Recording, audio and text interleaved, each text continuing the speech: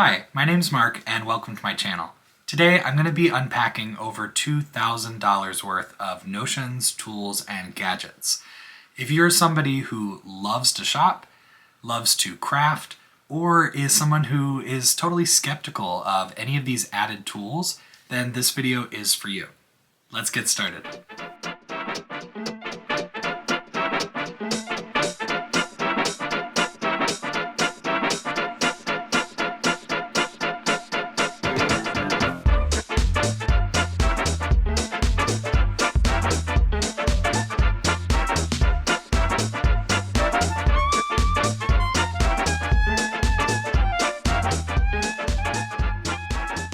Throughout the video, I attempt to show where these notions can be purchased and relatively how much they cost.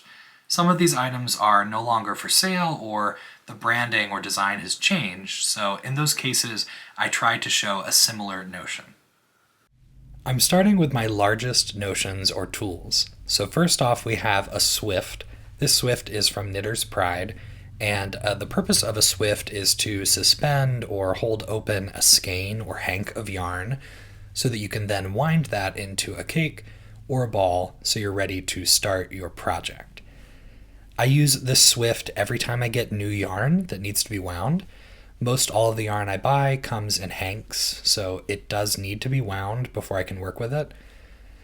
So I give this a 5 out of 5. It's a sturdy, reliable tool, and I use it pretty often. Going hand in hand with the swift is a winder. So this winder is from Stanwood Needlecraft. It's a very nice industrial winder. I got this as a Christmas present this year from family, and it's very nice to use. It's a really smooth winder. The gears work beautifully, and it also holds a large capacity of yarn. So when I'm winding 150 gram skeins, which I get often through Woolstock, it has room to accommodate that much fiber. Before receiving that winder as a Christmas gift, I would use a smaller plastic winder that I got, I think, through Amazon years ago. The small plastic winder is much cheaper, but as you can see, it's also much smaller.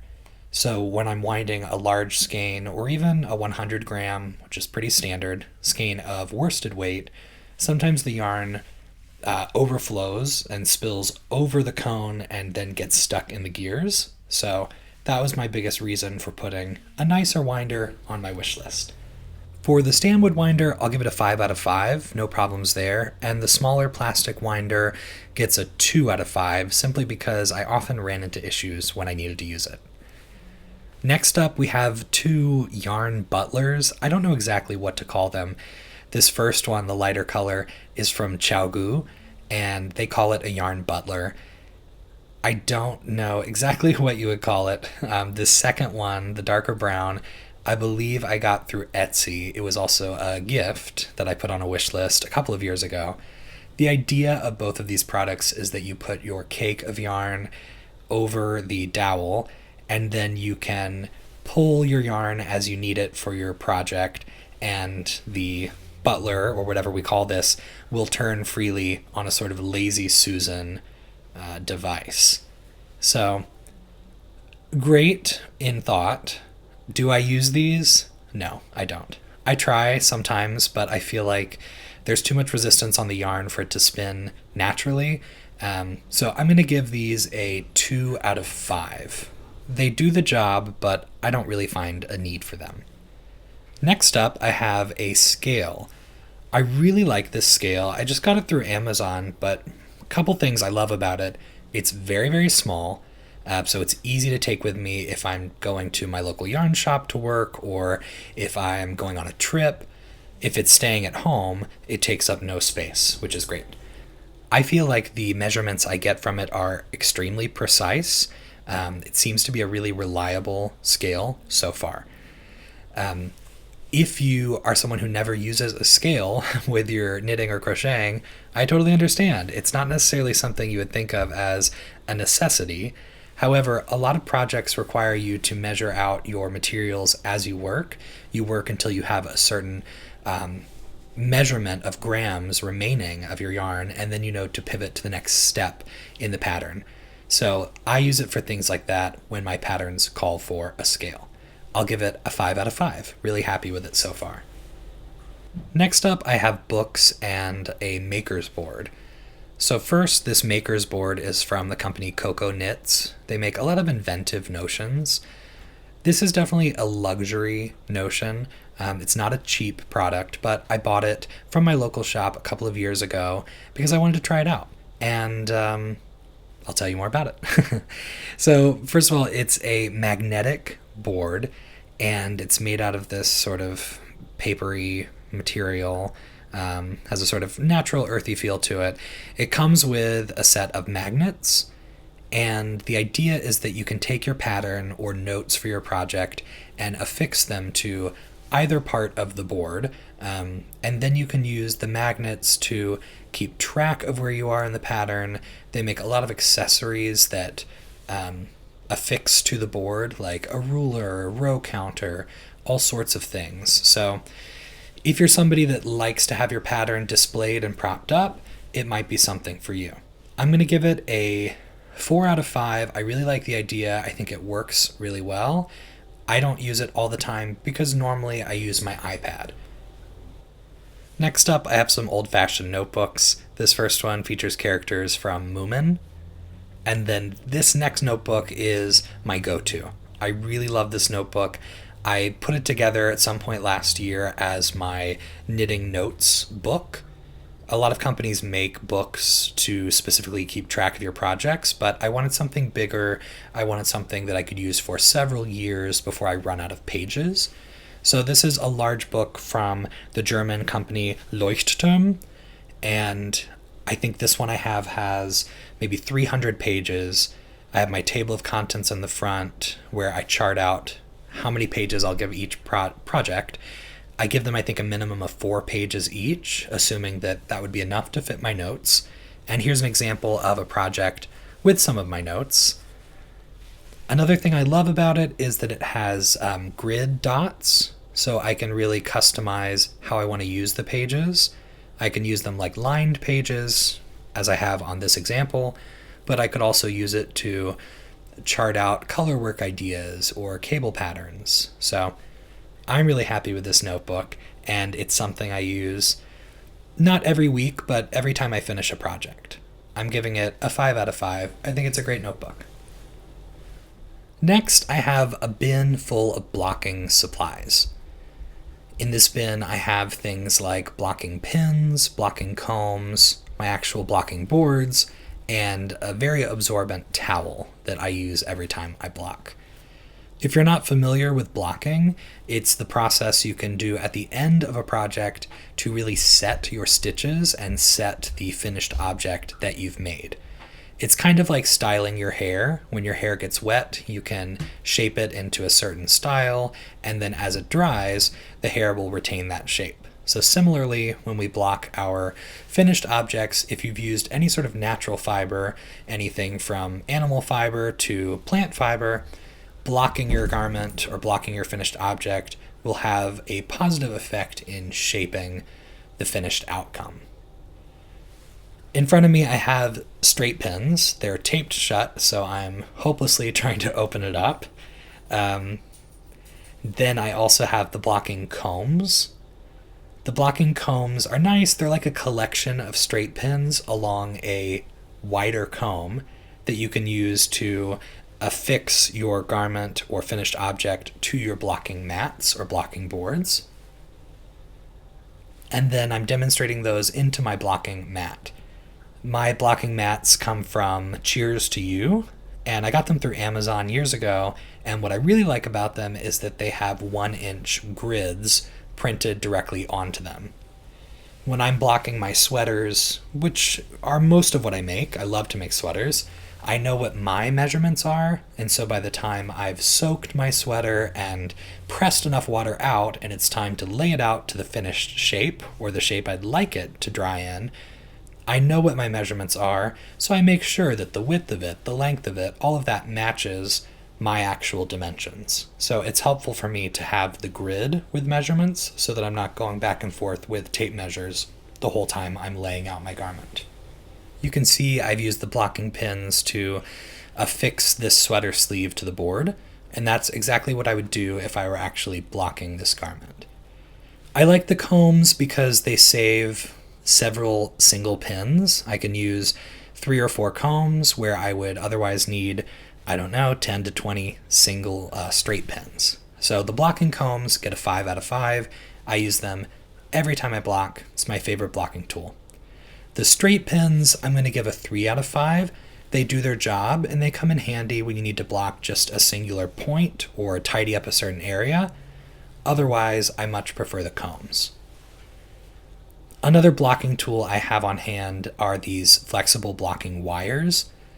These are primarily geared towards lace objects, lace garments, things like lacy shawls, sweaters with lacework, socks, hats, anything where you have eyelets and specific parts of your fabric that you need to open up to show the texture that you've worked.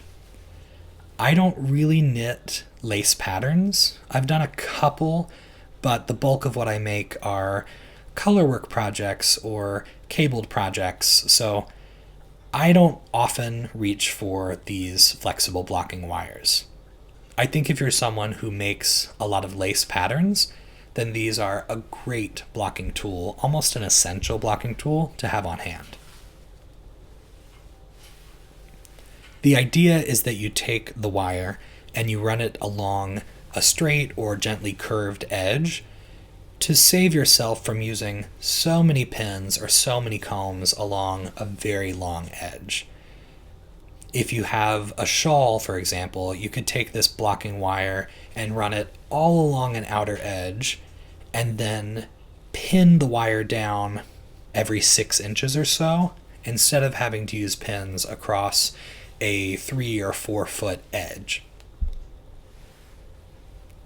I'm going to give these pins a 5 out of 5 for function. They work really well, but in my scenario, I don't reach for them very often, definitely not often enough to have justified the purchase, so I would give them a 2 out of 5 in my situation. But if you're a lace knitter, I'd recommend them.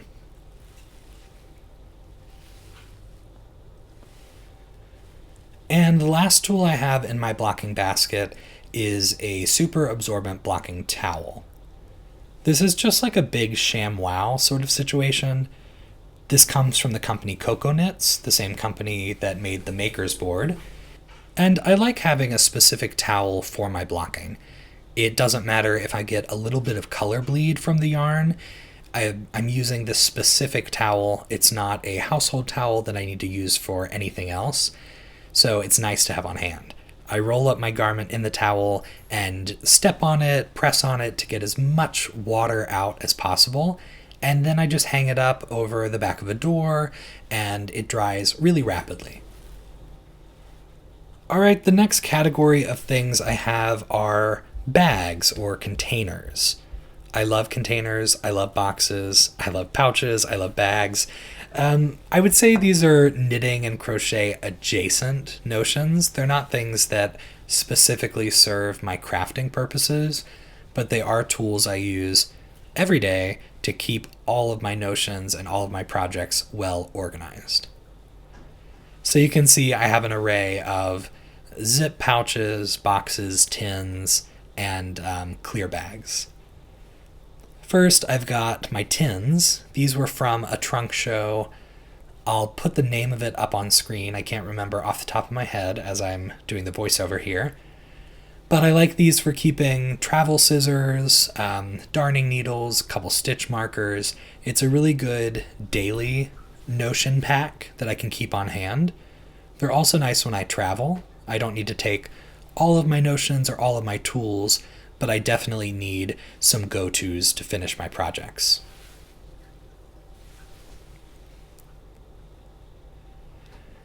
I also have a tin in this cat print, which I think is pretty cute, a little bit spooky, very cute. So again, I got both of those from a trunk show that we had at my local yarn shop in Shaker Heights, Ohio.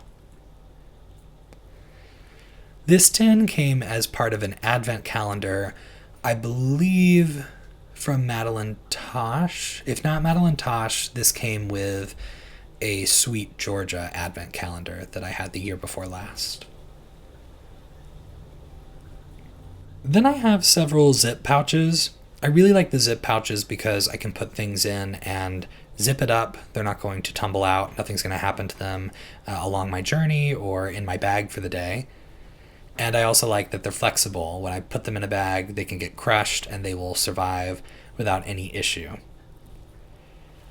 A lot of these zip pouches came from my local shop, and they're made specifically by, I always forget the name of it, this company here.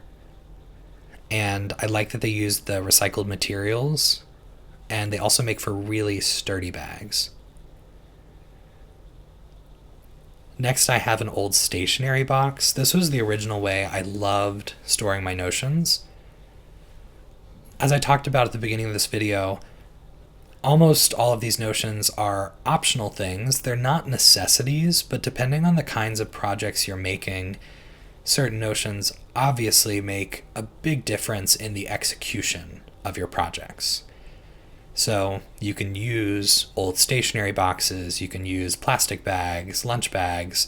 It really doesn't matter what you're using, but if you have access to it and you have the ability to afford certain notions or organizational tools, then it makes a difference. I like the aesthetic qualities of a lot of these notions, but I really love them for their function.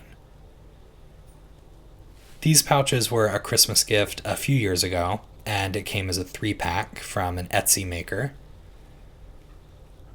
I really like the decorative pouches, but I will say that the clear or translucent pouches definitely heighten the function to be able to see at a glance what you have stored where. This last bag is a Della Q bag. If you're not familiar with Della Q, the company makes really beautiful storage solutions for crafters, but they're not cheap. This was a Christmas gift, again, a few years ago, and it's something that I used to use for my fixed circular needle storage. I would kind of corral the sets of needles and pop them into these accordion folios and then be able to zip up the entire pouch. So for circular knitting needle storage, which I know is an issue for a lot of crafters, this was a pretty great solution. Some of my other storage bags and solutions are currently in use for my knitting needle sets and crochet hooks, also for my stitch markers, so you'll see those a little later in this video. This kind of cute, kind of frumpy cat bag is something I got years ago.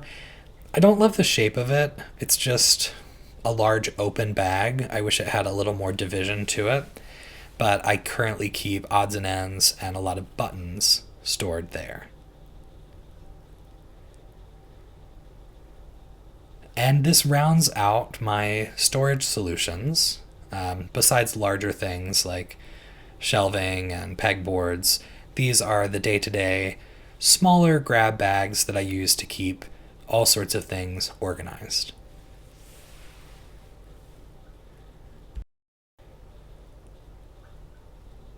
This next category is probably my favorite.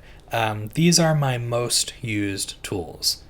First, I've got a really cute bright blue case that I keep all of my stitch markers in. We'll dig into that at the end of the video. Then I've got all of my crochet hooks. Some are missing from their slots because they're currently being used for projects. I have a set of Tulip Edimo Red hooks, and I really like these. I like when things match, so instead of getting all individual crochet hooks, I thought I'll invest in a set, and I like that they're all red. Tulip makes a set of these in blue that I'd really like, but there's something like $1,200 or $2,000 for the set, and I really don't understand why they're that expensive. I think they're made from the same materials as the red set. The red set is something like $110 for the set, so I don't know why the blue ones are 10 times that much, but I would like to have those. That case kept all of my double pointed needles. I keep the double pointed needles tied together with hair elastics. I find that they last a lot longer than rubber bands.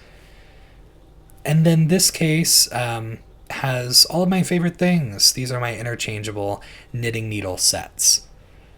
This folio keeps my Gu red lace 5-inch tip interchangeable set.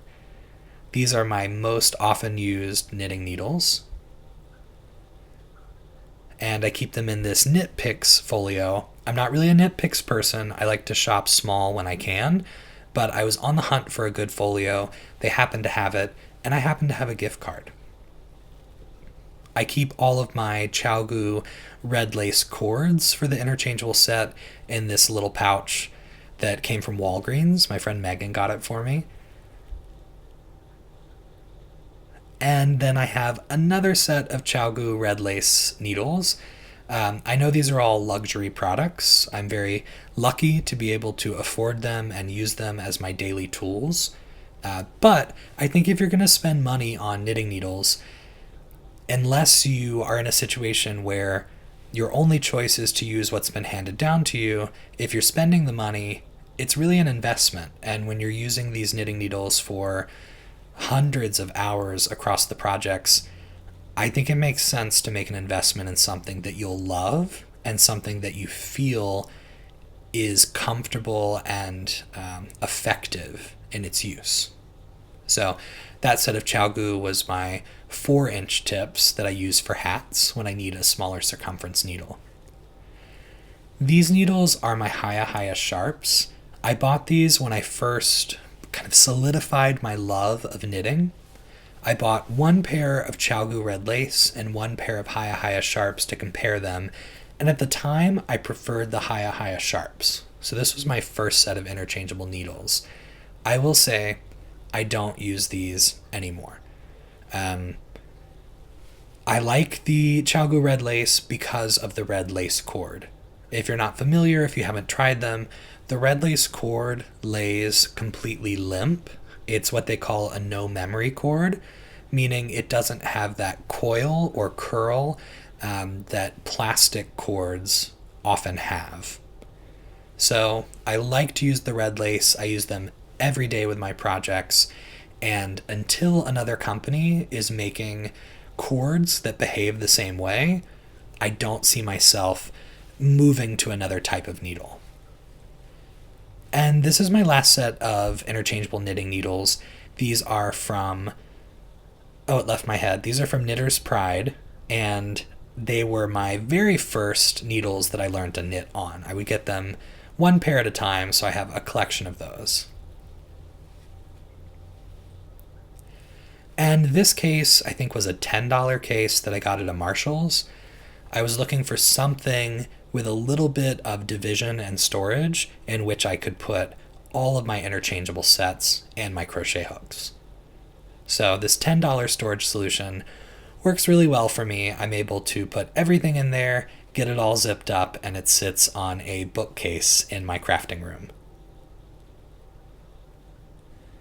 I see a lot of people all over the internet demonstrating how they manage colors for color work, especially when they have 3 colors or 4 colors in a round.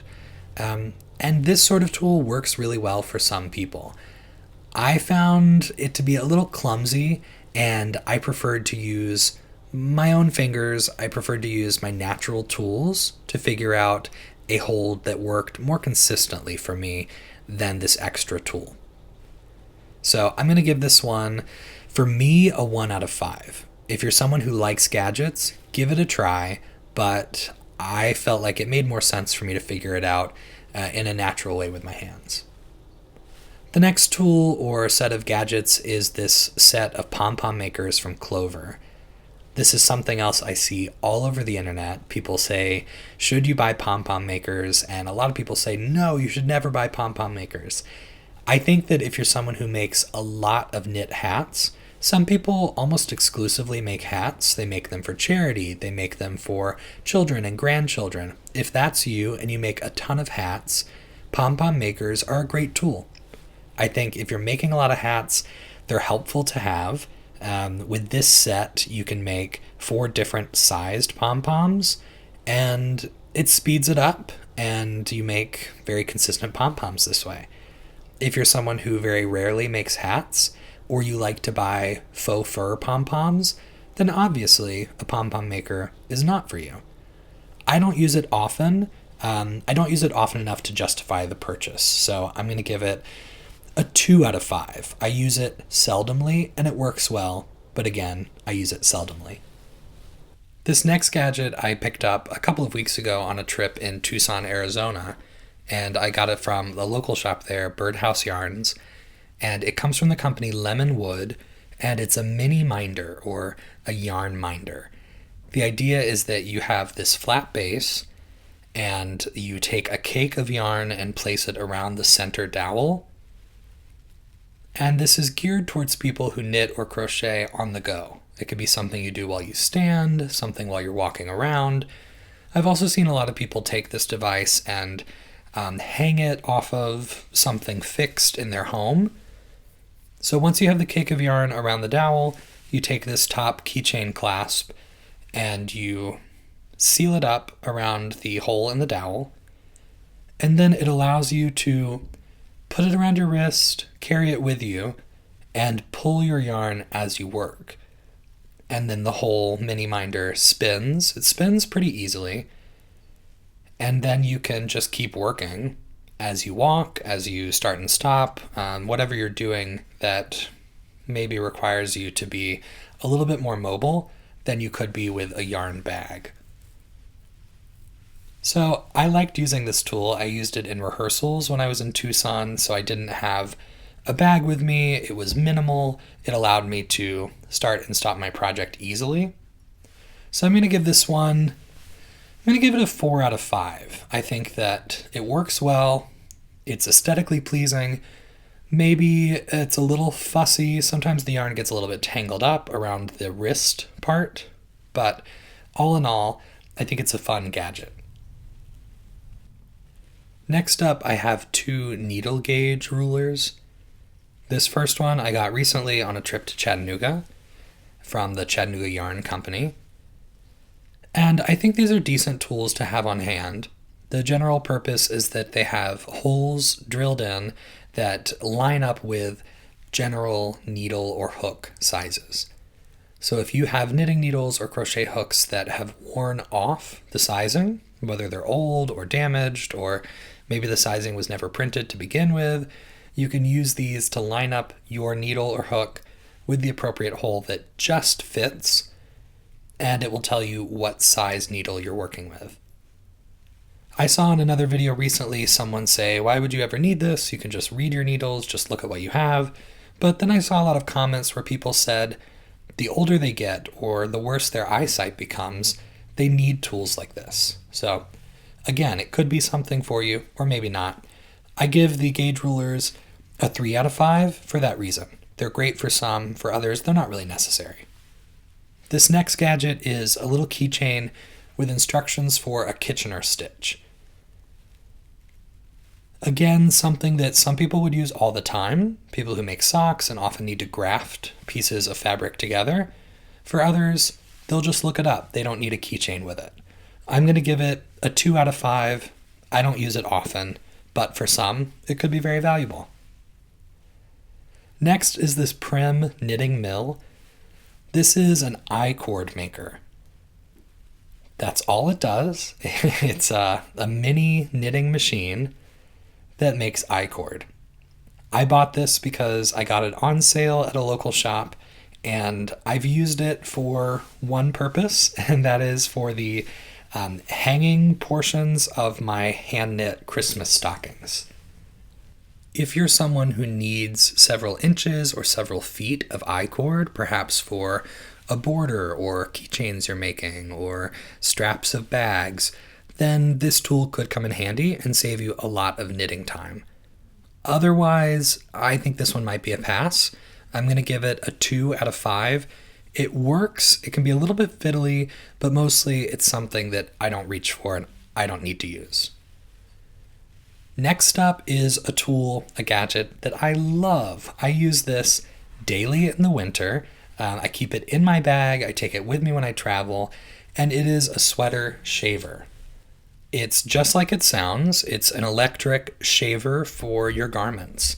It works kind of like an electric razor, where if you were to place your fingers right up against it, you're not going to cut yourself. There's a metal guard that sits above the shaver.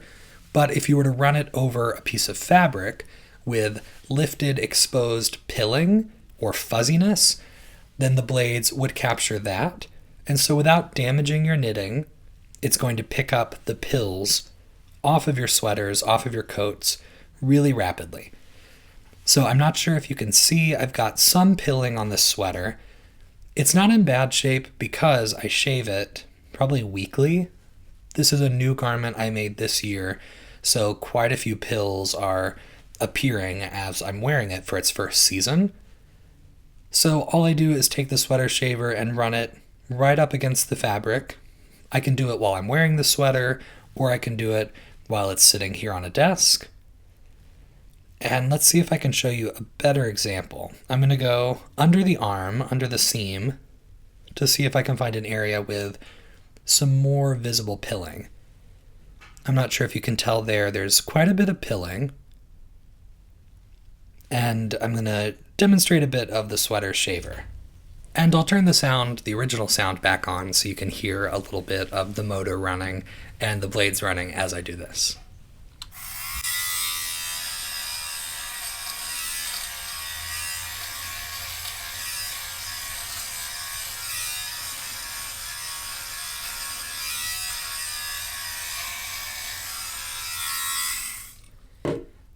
And just like that, we've cleaned up this whole area. Hopefully now you can see, don't mind that little hole under the elbow.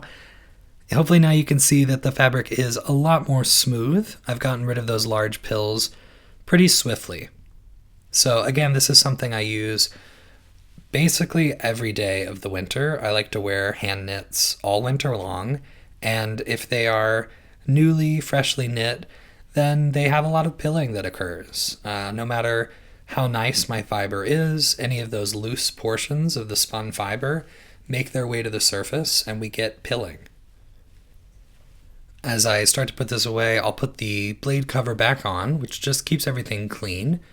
At the bottom of this device is a micro or mini USB port, so it recharges via a charging cable.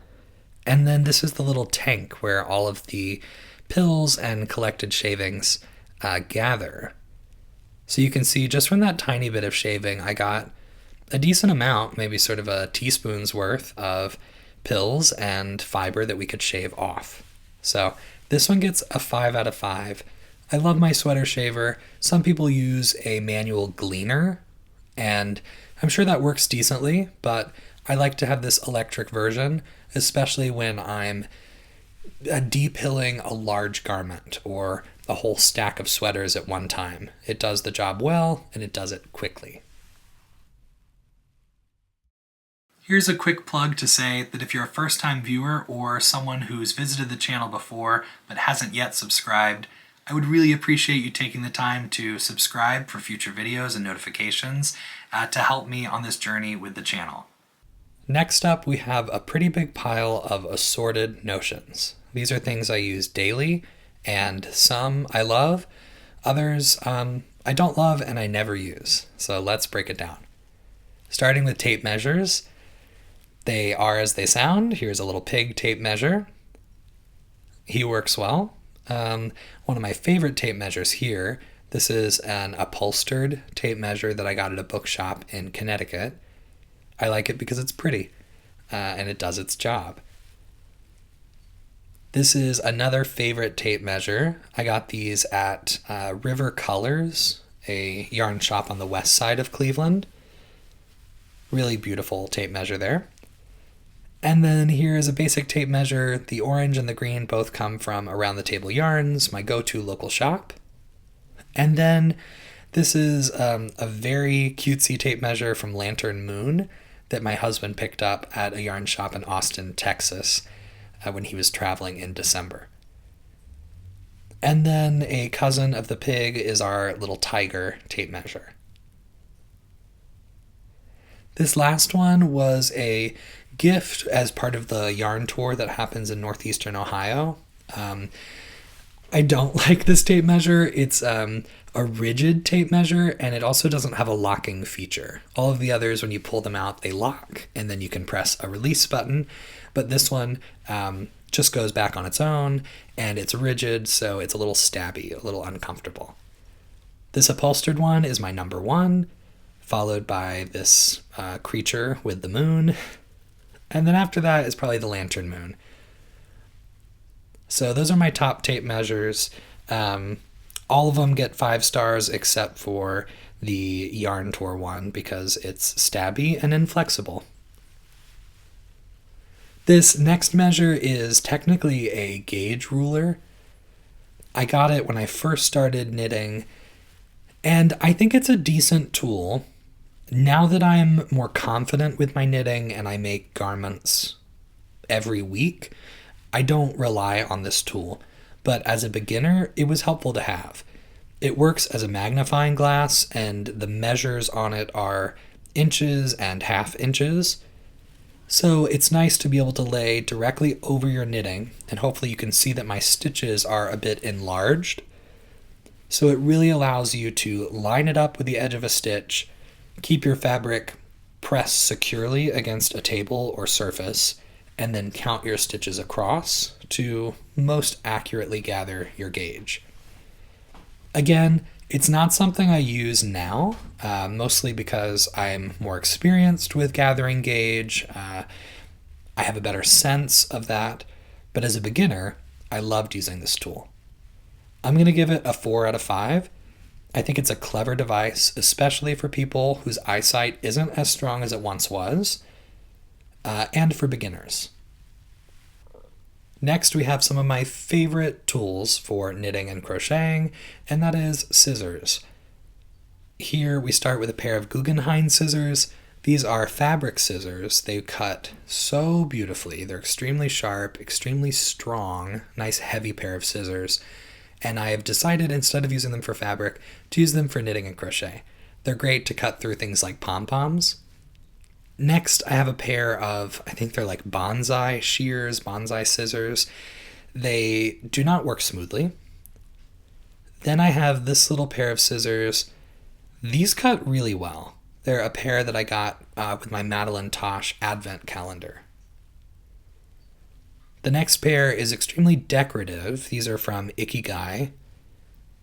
I don't love these. I feel like they don't cut super smoothly, so I don't use those often.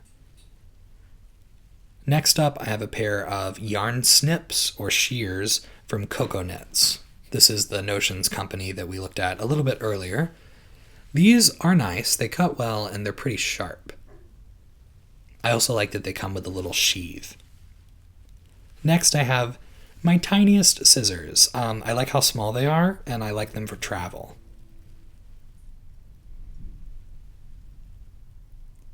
Another nice small pair that I use in my day-to-day bag. These are from Bryspun, not to be confused with Bryson. Bryspun.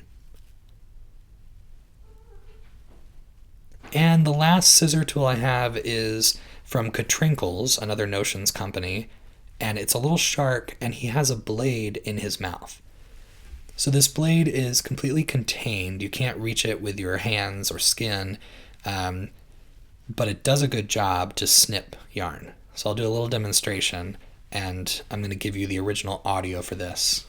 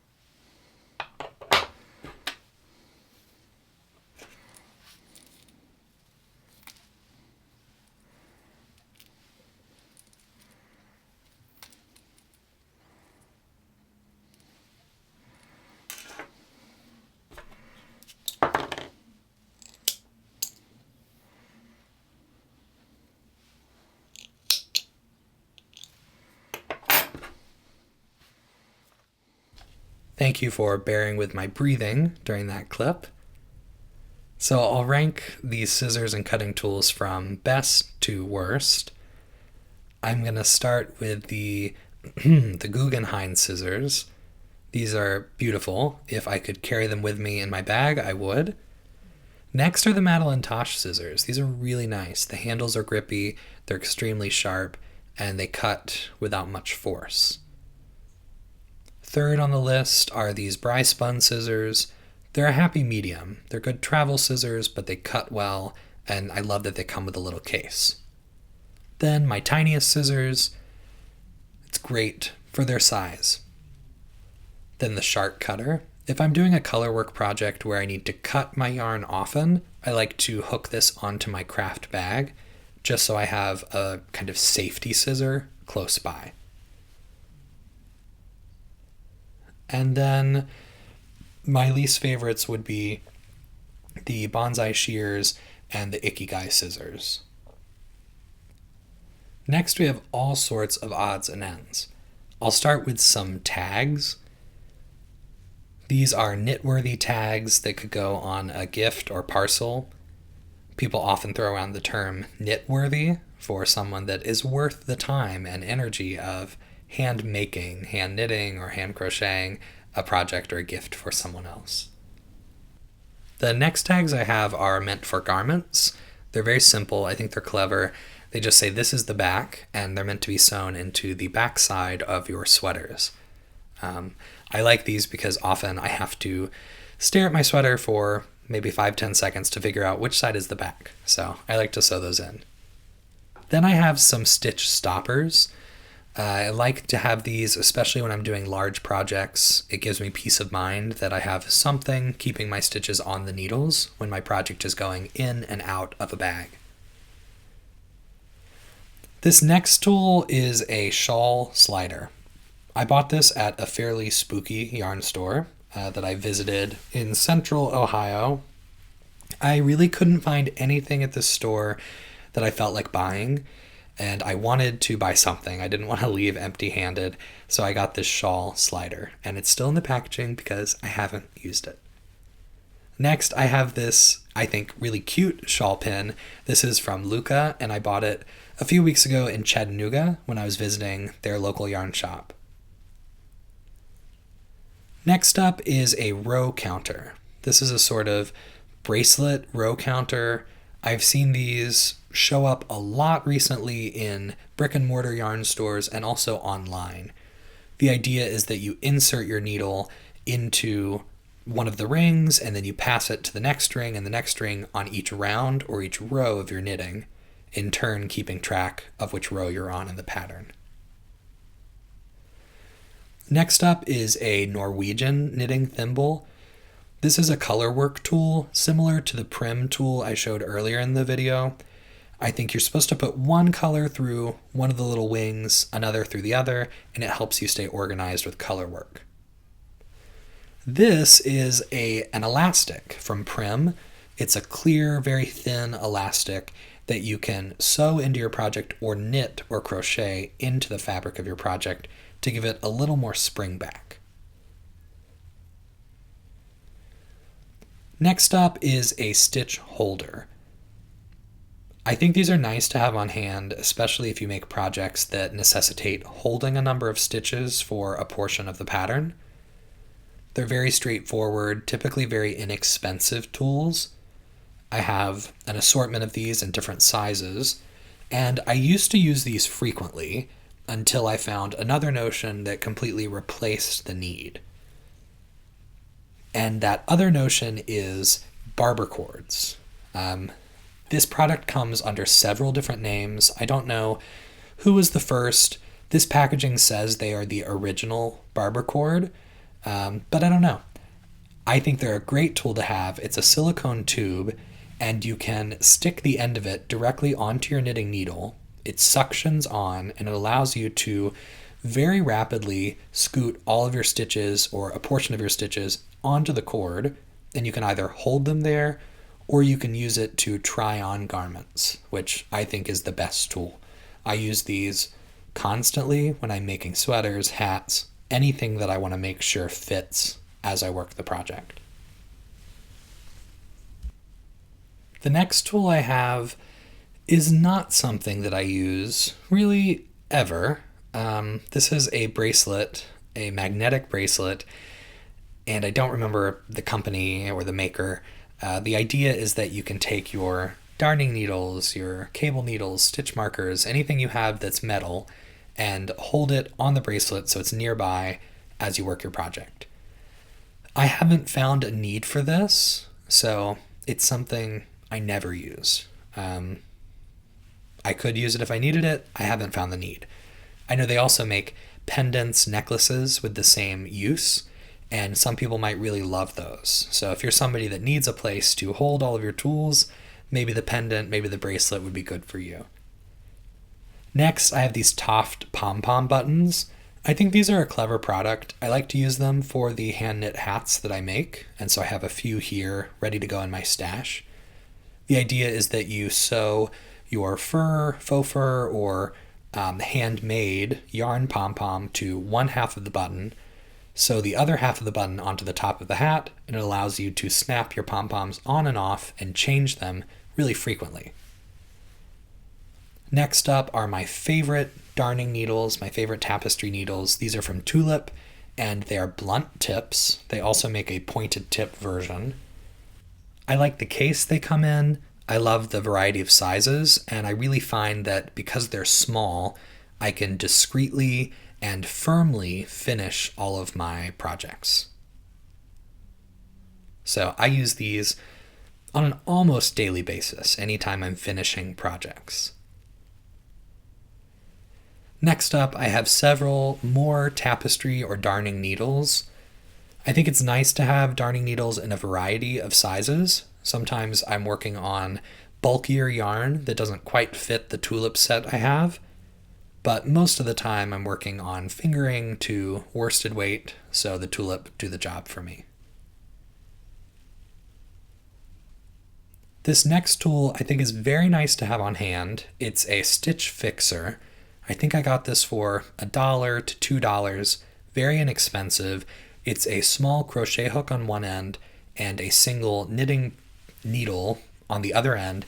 It's great for fixing stitches or repairing portions of a project.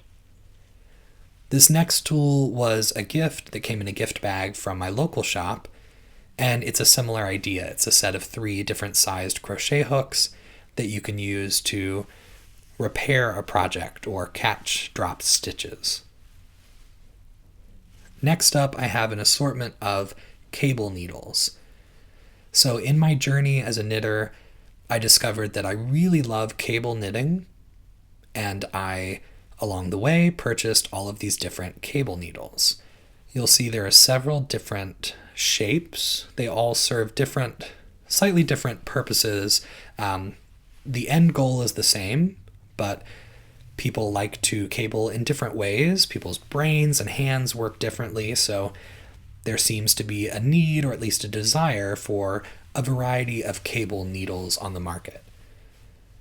I actually don't use cable needles when I do my cabling. Sometimes if I'm working a really complicated cable where you need 3 different sections of stitches to braid or weave over one another, then I'll need to use a cable needle. And when I do, I like to use a very simple straight needle.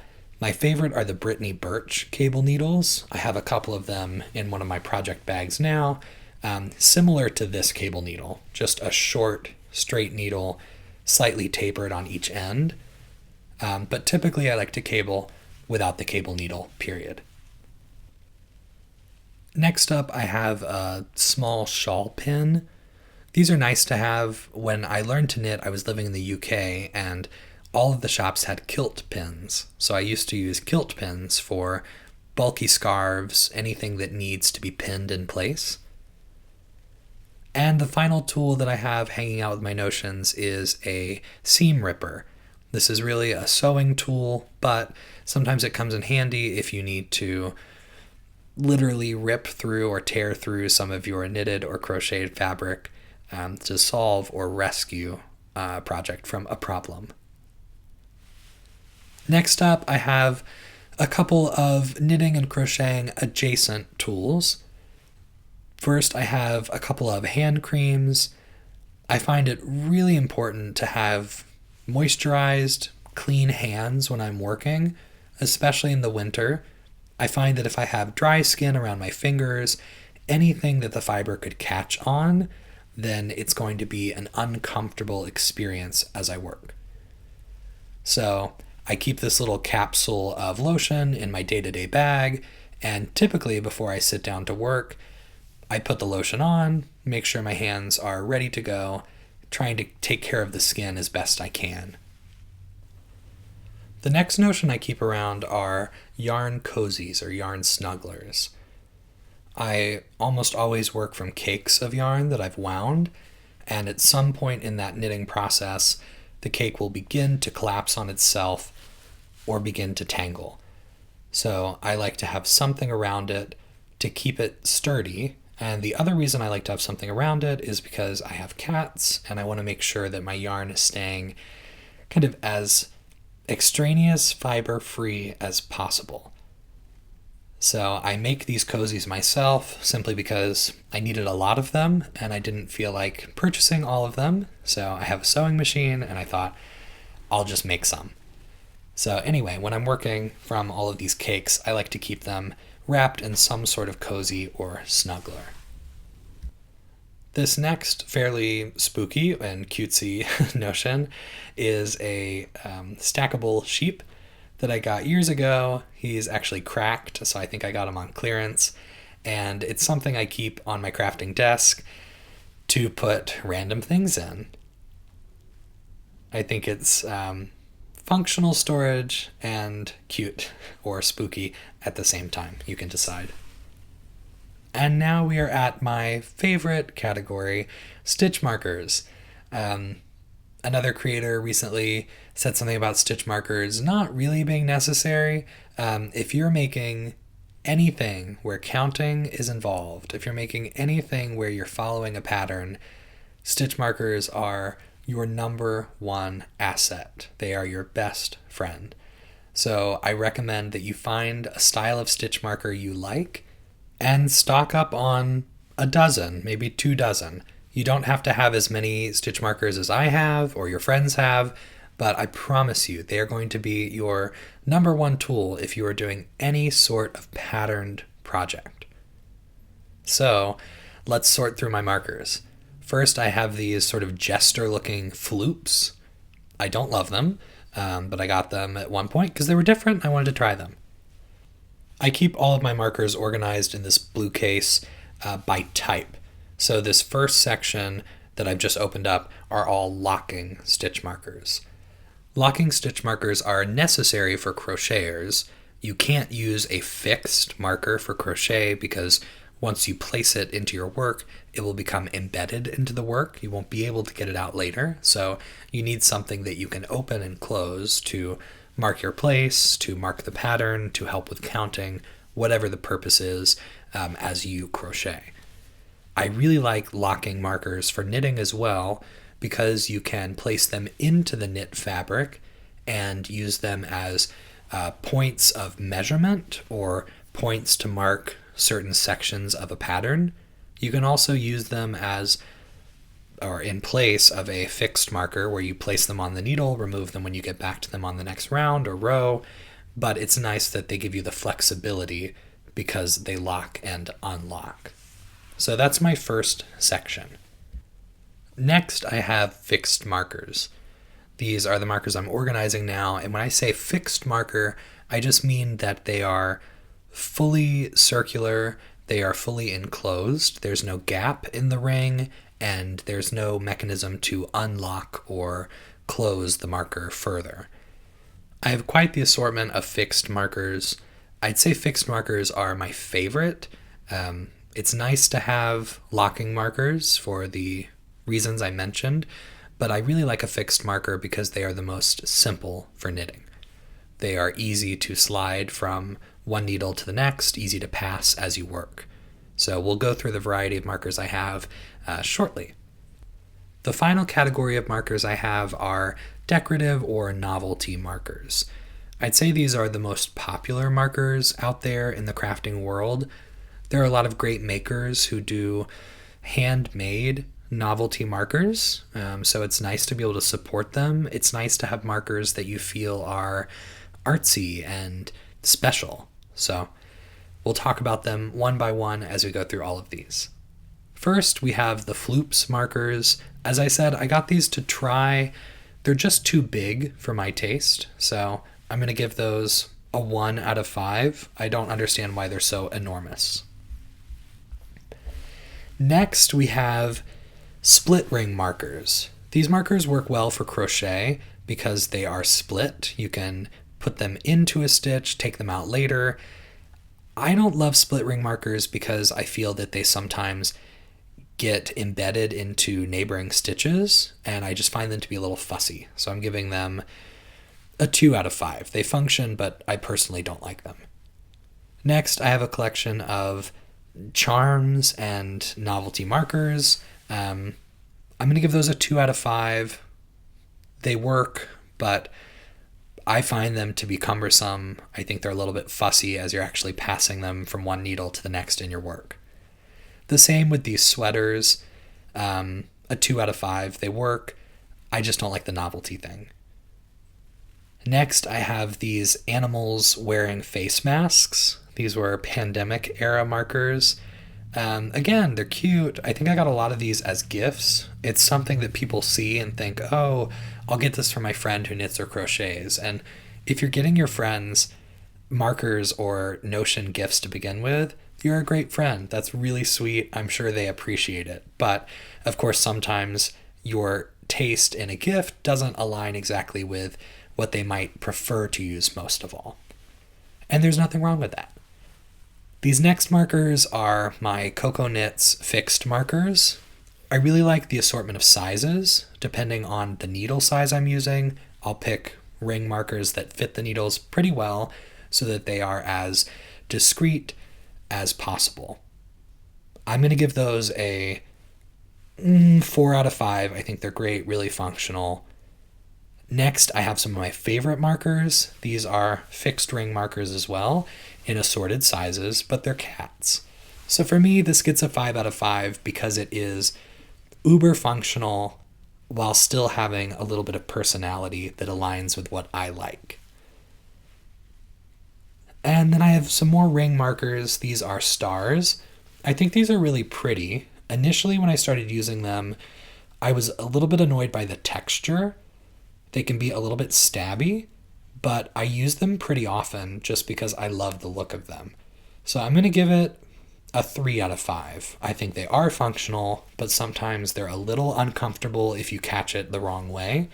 They're not sharp, they're just too angular for my taste. These markers I really like. They're a fixed geometric marker. I like their character, they're very lightweight, and for me, it fits my ring finger well, so I can put them on a finger when I'm not using them, and I don't have to worry about dropping it in my bag and finding it later. These are from the same company. They're a little large for my taste, but all markers I appreciate.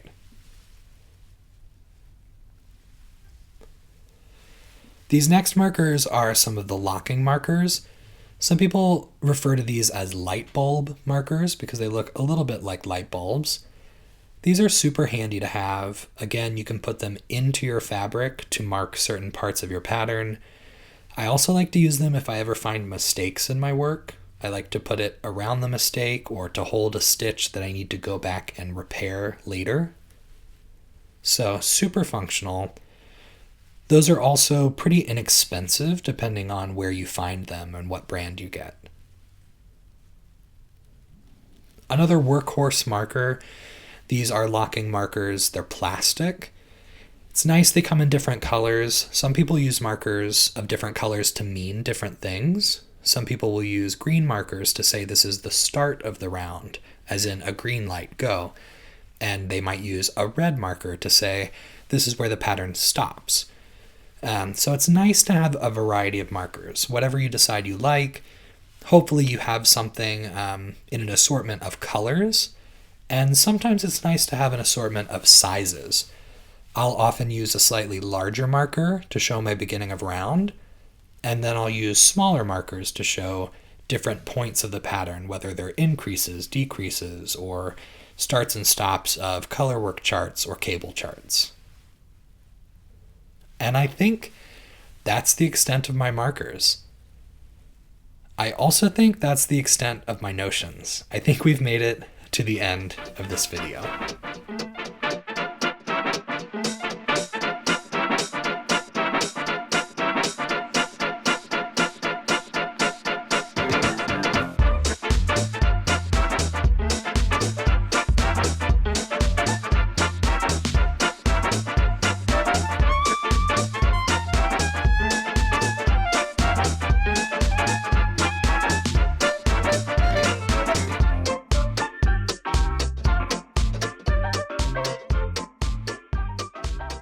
Thanks for sticking around to the end of this video. I know it's a long one. Let me know in the comments if you're someone who appreciates a long meandering video like this one, or if you much prefer a targeted brief video on this sort of platform. So since we've made it to the end, I'll recap by sharing my absolute top notions, things I would recommend, and things I would purchase over and over again. This makes me feel like the Barefoot Contessa, but I really think having good tools, good ingredients, changes the outcome of your projects. So for me, top notions, things that I always want to have with me in my bag or within reach are good scissors, a good tape measure, stitch markers that I like. Everyone's different. Everyone would benefit from different styles of stitch markers, so whatever works for you, have it on hand. Something I use every single day is my interchangeable needle set. I love the needles I have, so for you, if you crochet, find hooks you love and use them all the time. Another top notion is barber cord. I love to make sweaters, and it's so helpful to be able to rapidly move my stitches to the barber cord, try things on as I make it, just to make sure that my finished garments fit me the way I want. Next are my tapestry needles. I love the tulip tapestry needles I have.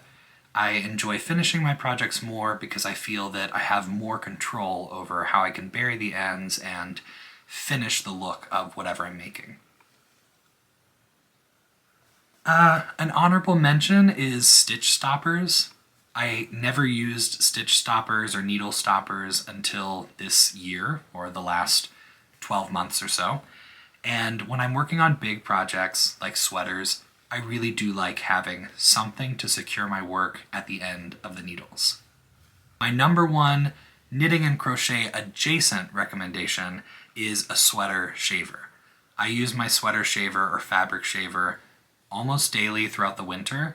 Whatever you've made, whether it's hats, shawls, sweaters, blankets, toys, it doesn't matter. If any of your projects are pilling or fuzzing up, you can use a sweater shaver to clean them up, keep them looking great for years to come. And my general recommendations, if you're someone who buys a lot of yarn, especially yarn that comes in hanks or skeins, then having your own swift, having your own winder at home could be really beneficial. If it's something that's out of your budget or something you don't have space for, then don't worry about it. It's not a necessity for you. But if you're someone who has a budget and is looking to expand your tool set, I think they are great additions to have in your home. Similar to that, if you have the budget, if this is something you're prioritizing in your life, I think any sort of good organization can elevate your whole crafting experience. When I watch people on YouTube and they have beautiful craft rooms or clean, well-lit crafting spaces, it makes me happy, it makes me want to watch what they're doing, and it makes me want to go pick up whatever I'm working on. So I don't necessarily have the best, most functional crafting space, but I have a good start. I have some organizational tools that I really like, and they help keep everything I'm working on in order. To close, my biggest takeaway of things that I wouldn't recommend, things I would stay away from in the future, are single-use gadgets. Gadgets are great for certain people. Gadgets are normally invented, created to help people with tasks that might be challenging to them for specific reasons.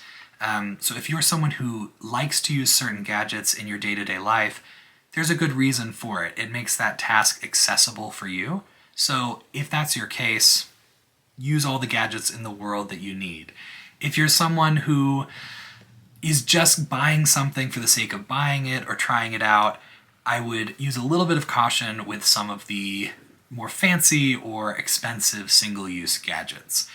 The cost really adds up, and it might be something you buy that you never use, or something that just takes up space in your life. If you can find videos where people are testing, reviewing those products, go watch them first. If you know friends who use those gadgets, ask if you can try it out, or ask about their experience. Otherwise, I think it's great to find what you like and have as much fun as you want with your craft. Thanks so much for taking the time to watch this video. I had a lot of fun digging through my growing collection of notions, and it was a nice, thoughtful session for me to consider what I actually use, what I don't use, and how I should spend my money and my resources going forward. If you have any questions for me about any of the products I used today, or any recommendations of things you'd like to see in the future, please let me know in the comments. I have a lot of travels scheduled for the coming months, and a lot of ideas of what I'd like to do on the channel, but I'd love some feedback. It'd be nice to know what my actual viewers would like to see. Thanks so much for watching. Happy knitting, happy crocheting, and I'll see you in the next one. Bye.